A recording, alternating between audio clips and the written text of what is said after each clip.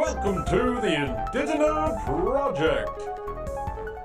Hey everybody, on today's episode we'll be answering that age-old question, what would you do if you won the lottery? Now let's say this is a huge lottery where the payout's like 300 or 400 million after taxes, after lump sum, I still got me 300 million. What would I do in that situation? Well, I sure wouldn't need any job interviewing advice, that's for sure. So much for that episode. I'd finally follow my childhood dream of being a stand-up comedian. Oh wait, I already did that. Kind of takes the fun out of this lottery winning thing. Now I do have a day job, so the question is, would I keep doing that? Yes, I would. The difference now being that I could afford to bring donuts every day to work. And not just for my office, for the whole dang building. Just back it up, back up the truck, people. It's donut day again. Then after a few months, I would have them rename the building after me. Then I'd secretly build a gym on the second floor and make all my money back. There's all these people that have been eating these donuts. You get the idea. I'd blow it all on elaborate practical jokes like, I don't know, I'd have to pay someone to come up with them. I can't think of any right now. But I'd do a bunch of crazy expensive stuff to impress the ladies. Get a tripped out Ducati motorcycle and race through traffic. Build one of the most monstrous monster trucks you've ever seen and drive it to the top of Mount Everest.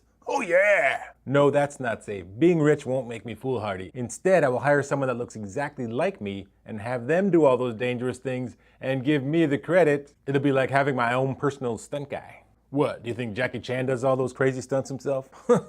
He does. That's pretty hot. I'd buy front row tickets to the Lakers game and then boo them because they're playing my beloved Bucks. Speaking of the lottery, hopefully the Bucks win that. I'd go around asking people if they won the lottery, what would they do?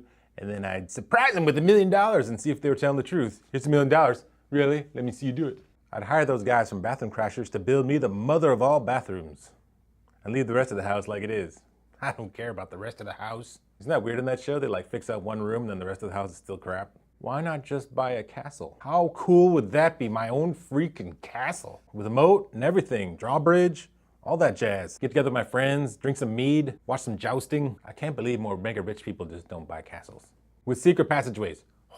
How could you not have secret passageways? And of course, if you live in a castle, you don't have to worry about a zombie epidemic. I've never seen zombies operate cannons. I think you'd be safe. Of course, the problem with having a castle and it being awesome and everything is that I'm still mortal. Maybe I should just spend every dime on figuring out how to download my brain into a computer, and then I'd take over the internet from the inside out. Wouldn't that be cool? Being the internet? Who needs a castle when you're the internet? Sure, I'll be net neutral. We'll get right on that. And of course, I'd donate some of it to charity. I'm gonna start a foundation to help communist ventriloquists. I'll call it the Joseph and Charlie McCarthy Institute. Sorry, I thought of it, I had to say it. And finally, I'd buy the rights to Gamera and make a Gamera movie. Thank you very much.